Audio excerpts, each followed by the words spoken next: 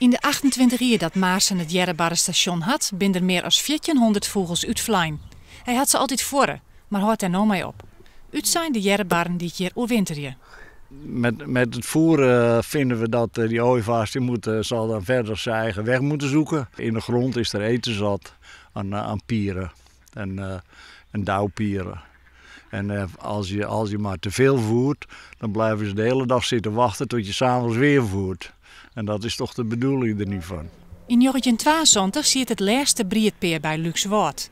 Daarna had de Jerrebare ontjel bij de jaren 80 net meer in Friesland-West. In die tijd zijn er een aantal Jerrebare stations opgericht. Het doel was het weerombrengen van de Jerrebare. Het gaat eigenlijk bijzonder goed. Als het naar de simmer vertaalst, ik schat in dat er toch zo tussen de 80 en de 90 peerkes breeden in Friesland.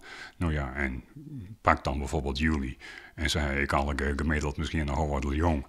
Dan had het dus samen een paar 100 vogels. Het doel is bereikt. Maarssen had de donateurs op zijn en daarmee komt er officieel een eind aan het Jerrebare station. Toch zal Maarssen de 50 pjellen die hij op zijn hiem steen had, wel steen laten. Buiten de boomnesten zijn er toch het meest paalnesten. Want de boomnesten, daar hebben we steeds meer te maken met boommatters die de jongen eruit halen.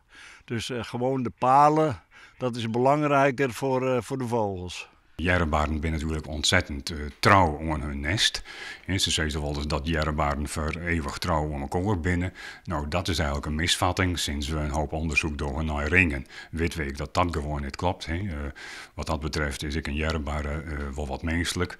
En die wissel ik wel eens van partners. Dat doen de Jerrebaren ik. Maar ze zijn eigenlijk heel plaktrouw.